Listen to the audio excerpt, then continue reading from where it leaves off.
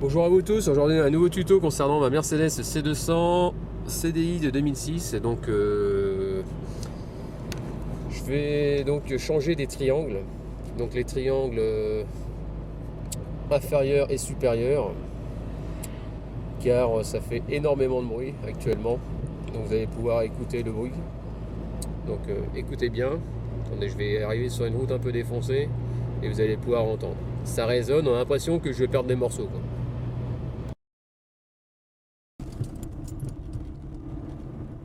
Écoutez bien.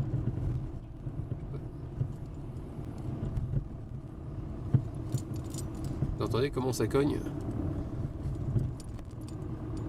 Ça s'arrête pas de le faire, hein.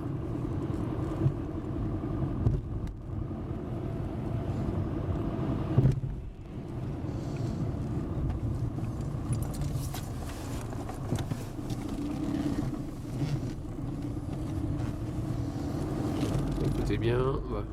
Là, je pense que ça devrait le refaire. On entend bien. Donc voilà, c'était juste pour vous faire écouter ce bruit-là. Puis donc là, je suis à 100 mètres du fleuriste pour récupérer mes pièces. Et on va les monter dans la... Donc ça y est, me revoilà. Donc j'ai reçu donc mes pièces. Donc j'ai pris du Mapco pour les inférieurs, triangle inférieur ou bras oscillant, ça a deux noms. Ici on a les bras, qu'on appelle ça, les triangles, ouais, donc les bras oscillants supérieurs, ceux-là. Donc ici on peut voir qu'il y a un L. Attends, je vais mettre par rapport à la lumière comme ça. Un L, un R, donc L en anglais left, right. Là c'est pareil, donc au niveau tarif, j'en ai eu pour 152 les 4. Donc en général, il faut compter 80, je crois que c'est 90 €, un truc comme ça, par barre. Ben, chez Oscaro, avant c'était comme ça, c'était 90 à l'époque. Et en tarif normal, c'était 180 à peu près, il y en avait pour cher, quoi. Et là, j'ai pris du Mapco, donc la première au fond, c'est 25 €. L'autre, je sais pas pourquoi, c'est la même chose, mais c'est pour le côté gauche, c'était 40 et quelques. Et ceux-là, les deux, en MOG, sont à 43 € à peu près. Donc j'en ai eu pour 152 et frais de port 0. Donc voilà ce que je voulais vous dire. Donc comme vous avez pu entendre, moi, je n'ai pas encore écouté la vidéo, mais je pense que vous avez dû entendre que ça claquait. Donc ça claquait énormément, demain ça résonne. On a l'impression qu'on est en train de perdre des pièces en roulant, donc c'est fatigant. Ça fait un petit moment que je roule comme ça. Moi, ça fait un petit moment. Pour moi, ça fait une éternité, c'est juste depuis mardi soir, mais bon, on fait avec. Autrement, à part ça, qu'est-ce que je voulais dire Donc, au niveau de difficulté, bah, c'est assez simple, hein. Vous allez voir, il n'y a rien de compliqué. Il faut 2 crics, lever la voiture, on va faire sa roue pendante. De mémoire, enlever le dessous, le plastique. Après, on va... Je sais plus ce qui a enlevé les paliers de bar stable normalement. Et après, ça tient par 2 écrous, hein. Franchement, il n'y a rien de compliqué. Vous allez bien voir. Donc voilà, donc ici on va changer donc la fameuse barre, celle qui est celle-là, là. Et ensuite on va changer l'autre, là où j'ai fait reposer une chandelle sur juste en dessous. Donc on va changer ces deux. Voilà, vu que j'ai mis la chandelle sur celle-là, je vais commencer par l'autre, la supérieure.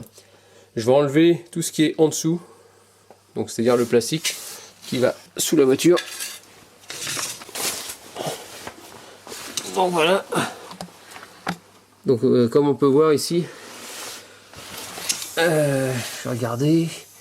Bah si, il faut que j'enlève les vis de celle-là. Donc il y a une vis là, une vis ici. Ensuite on va trouver une vis à côté de la chandelle. Voilà, pardon. À l'opposé. Voilà.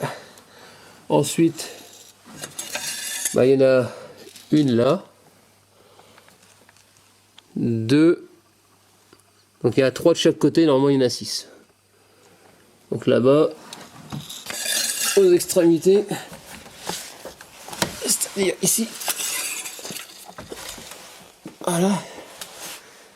Ensuite, une autre Bah pareil, hein, c'est à l'opposé, hein, exactement ici, là. Et puis ensuite, là-bas, tout simplement. Donc ça, c'est du 8. Donc ici, je suis en train de démonter les paliers de barstab. Donc c'est du E12 en Torx. Donc voilà. Ensuite, j'arrive pas à filmer, je vois pas ce que je filme. Ah voilà, ici le cliquet. Donc faites ça à roue pendante de façon à ce qu'il n'y ait pas de force qui s'exerce sur la barre stable, sinon ça va être plus chiant à remettre. Donc voilà pour ça. Donc on démonte ça, pourquoi? Parce qu'ici vous voyez la vis, il va falloir que je la sorte vers la droite, donc ça va taper dedans. Donc on va enlever ces deux vis là, et pareil à l'opposé, hein, comme on peut voir là. Vous démontez votre palier hein, et vous faites exactement la même chose. Ici je suis en train de m'apercevoir que le plastique dur, il va falloir que je défasse une vis sur le côté.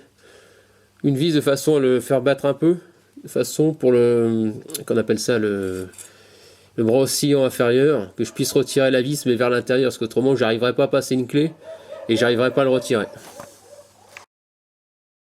Je viens de faire le côté chauffeur, donc là me revoilà maintenant pour tourner le tuto. Donc ici, avant de démonter votre roue, j'ai mis les mains à 9h. En mettant les mains à 9h, je me suis aperçu que j'avais un jeu dans la roue. D'où le claquement. Ensuite, donc pour pouvoir démonter votre, c'est le plus chiant, c'est le, qu'on appelle ça le bras oscillant supérieur, donc celui-là.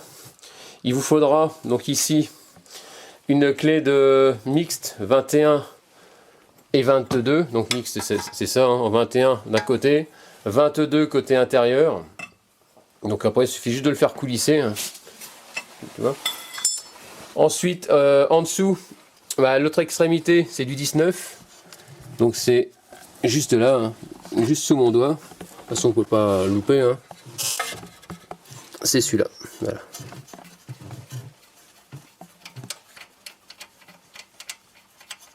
Donc c'est un écrou tout simplement. Mais là je vais le laisser à faux frais pour pouvoir lui mettre des petits coups de façon à essayer de le décoller tout à l'heure. Ensuite, qu'est-ce que je voulais dire d'autre? Bon, on va voir ça après. Donc qu'est-ce que je voulais dire d'autre? Donc tant que c'est démonté, je fais les inférieurs aussi en même temps. Donc on en profite de tout dégrafer, de tout desserrer. Donc ici là-bas c'est pareil, ce sera du 21 et 22.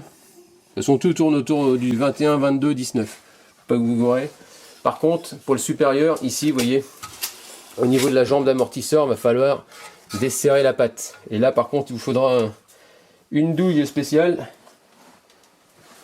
Une spéciale. Bien sûr, je l'ai perdu. Elle est où? Non, c'est pas ça.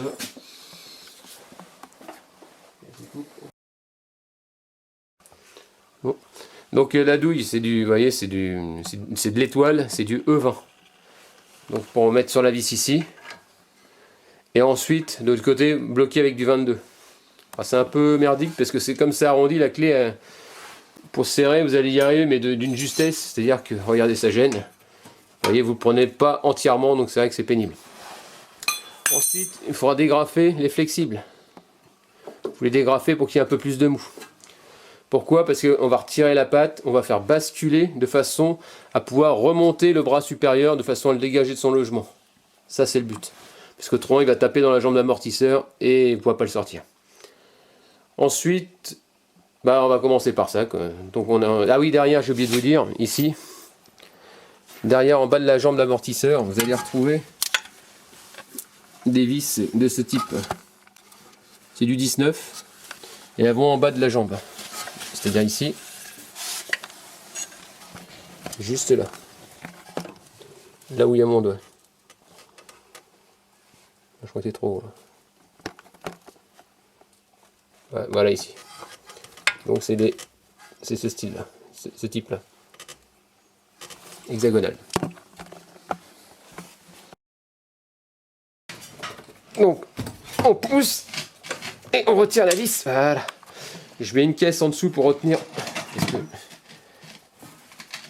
Voilà, de façon à écarter l'amortisseur. gaffe. On fait attention à tout ça. Donc là il pend un peu, ce que je vais faire c'est que je vais taper par en dessous de façon à essayer de le décoller. Donc, je vais y aller avec le marteau sur l'écrou.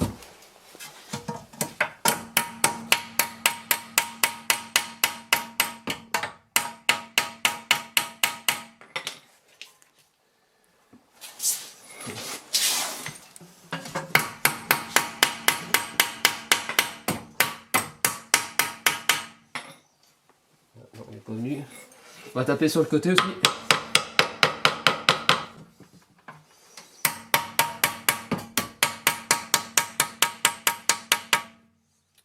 Donc là, je vais aussi le défaire en haut. On va retirer, faites gaffe, il y a des rondelles. Voilà. Le fait qu'il pende un peu, ça va être plus facile à le décoincer, parce que c'est conique et ça rentre en force.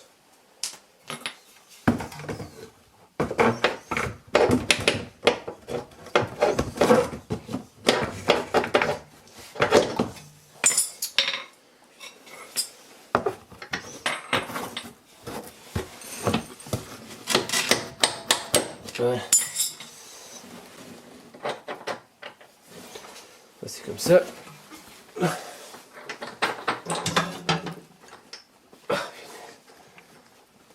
Puis ça tape dans le truc.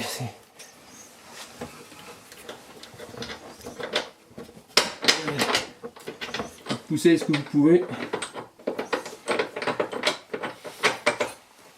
Voilà. Ça finit par venir. Ensuite, on va le descendre.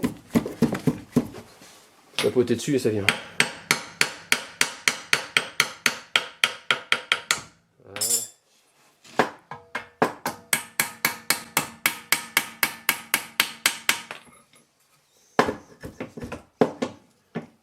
Ça vient pas comme je veux.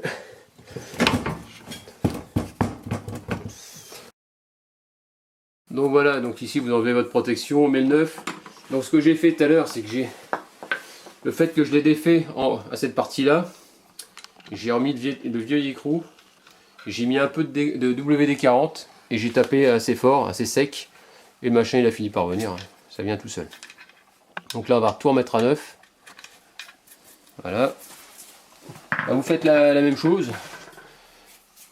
Bien sûr, avant de le monter, vous regardez que c'est bien la bonne pièce, hein. Ça va de soi, hein. Vous voyez, il y a écrit R, bon celui-là c'est un R aussi, on voit bien que c'est la même forme. Avant de vous lancer dans les travaux, hein, comparez-le. Donc ensuite, bah voilà, on fait exactement la même chose, on le renquille, on met l'écrou, on le remet en partie haute, et puis le tour est joué pour l'inférieur.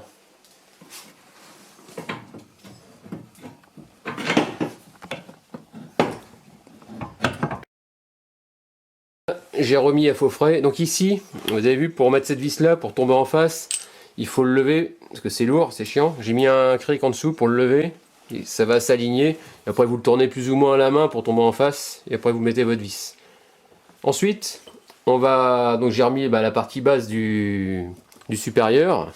J'ai remis l'écrou à faux frais pour l'instant. Mais il va falloir, je vous montrerai tout à l'heure, mettre une clé Allen au milieu pour pouvoir serrer, sinon ça va tourner dans le vide, vous n'y arriverez pas. Mais on verra ça après. Ensuite, pour pouvoir l'emprisonner, vous remettez votre vis, mais ne mettez pas votre rondelle ici, sinon ça passera pas, ça va gêner. Vous mettez votre rondelle contre la platine, c'est-à-dire comme ça, et ensuite vous rentrez, sinon ça ne marchera pas.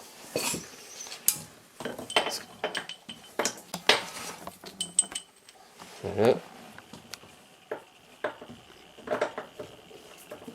Il n'y a pas de réglage, c'est super simple. Ben, quand on tombe en face. Bien sûr, je suis pas en face. Ça serait si drôle.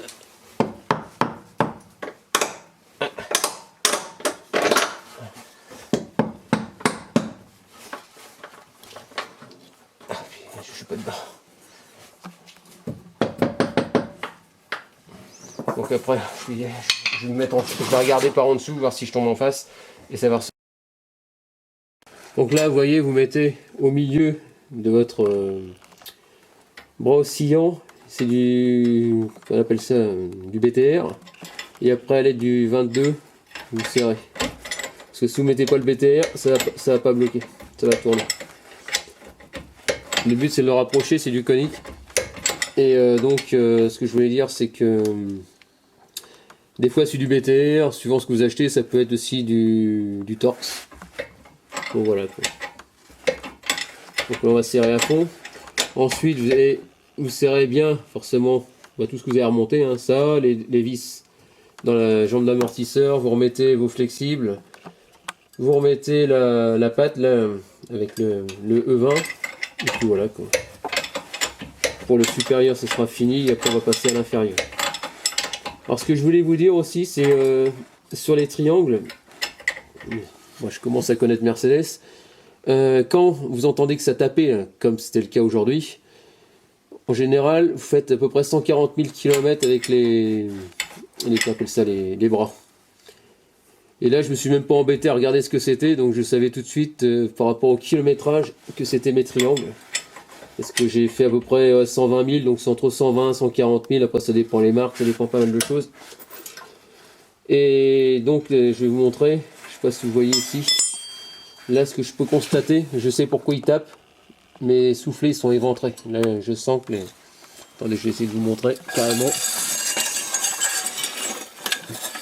On va qu'on aura l'occasion aussi de les faire après. Je sais pas si vous voyez juste là. Là où il y a mon doigt, il y a un trou, et de l'autre côté exactement pareil. Ça fait qu'avec quand on roule, il y a la flotte qui rentre, la graisse elle dégage, et au final on se retrouve avec un triangle complètement foutu. De toute façon au démontage je vais vous montrer après de toute façon.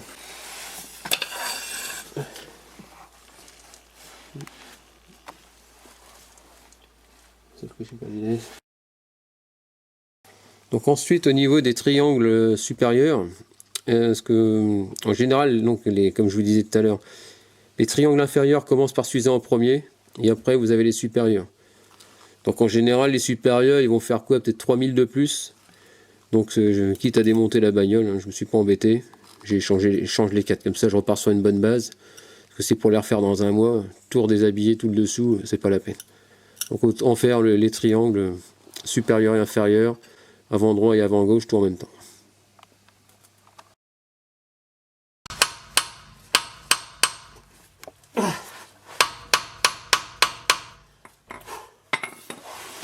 Je vais pas venir comme je veux. Puis il n'y a pas de prise. Avec un pont, ce sera mieux.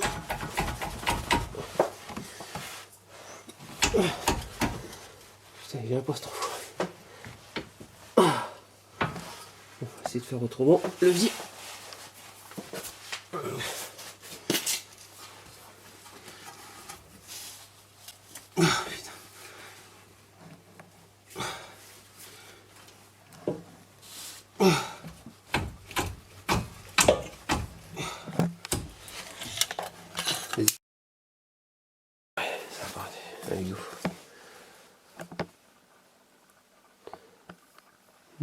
C'est parti. Ah donc voilà, donc ici donc j'ai dû tout redémonter. Pourquoi est-ce que le triangle inférieur, comme vous avez pu voir, il ne venait pas. Ça fait 1 heure que je suis en train de me battre avec. Ça c'est un arrache, on dirait un genre d'arrache rotule. Vous le passez dans le triangle et comme c'est évasé, hein, logiquement, en tapant un peu dessus, c'est censé venir. J'ai mis un cric en dessous sous le levier. J'ai fait le levier comme ça, histoire de le mettre en pression pour qu'il tombe. Ça ne venait pas. Le problème, c'est que j'ai la jambe d'amortisseur qui me gêne. Donc j'ai pas assez de quoi taper dessus. Donc ça fait moins plus d'1 heure que je suis en train de me battre avec ça. J'ai dû tout redémonter d'énervement. Et donc j'ai passé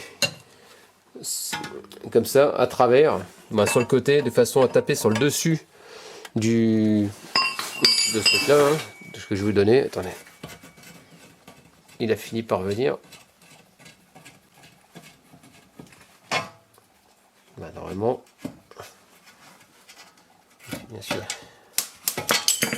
voilà, regarde dans quel état il est.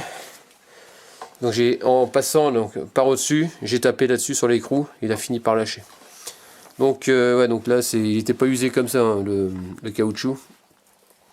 Là c'est l'arrache rotule là qui m'a niqué le truc. Donc ici sur le côté là on voit que c'était l'usure normale. Voilà, l'usure, c'est pour ça que ça claquait. Voilà.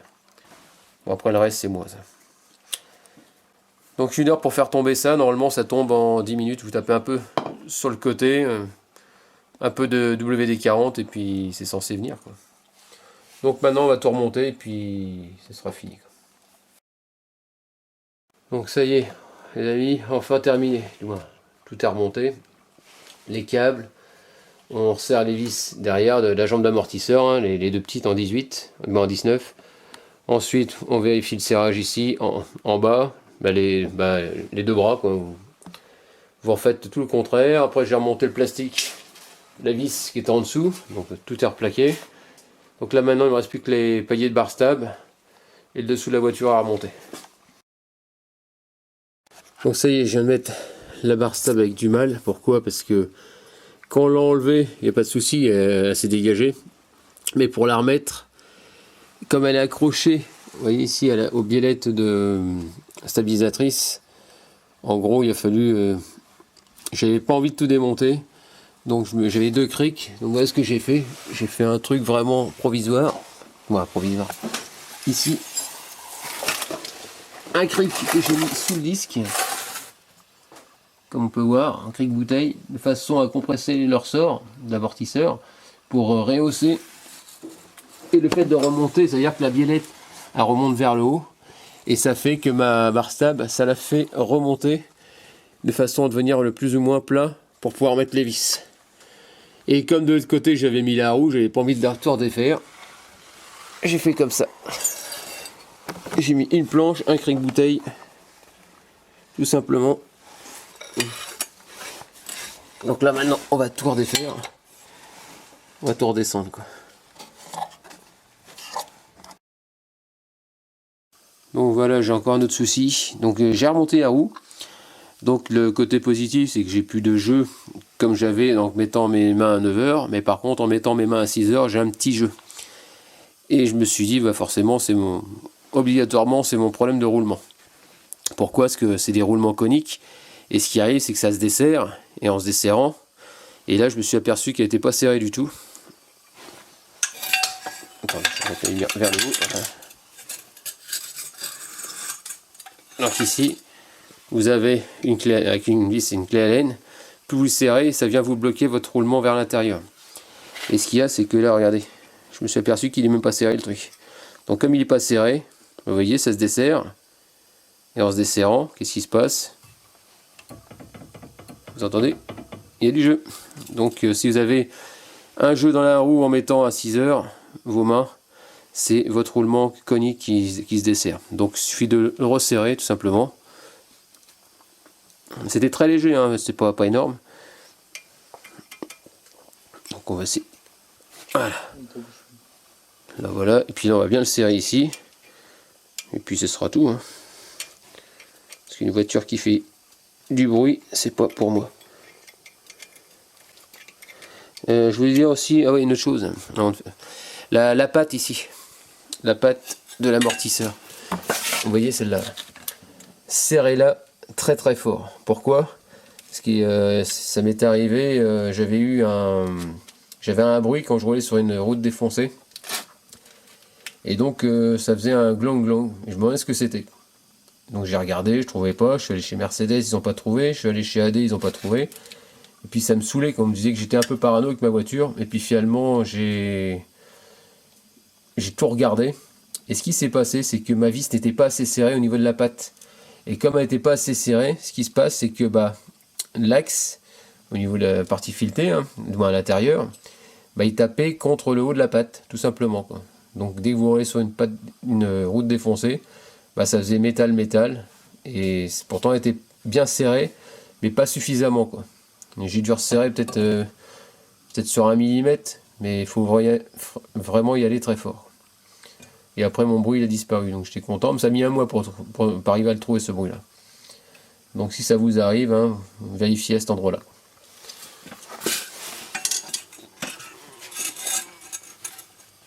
Donc là on resserre ça, on remet le cache-moyeu et la roue, tout simplement.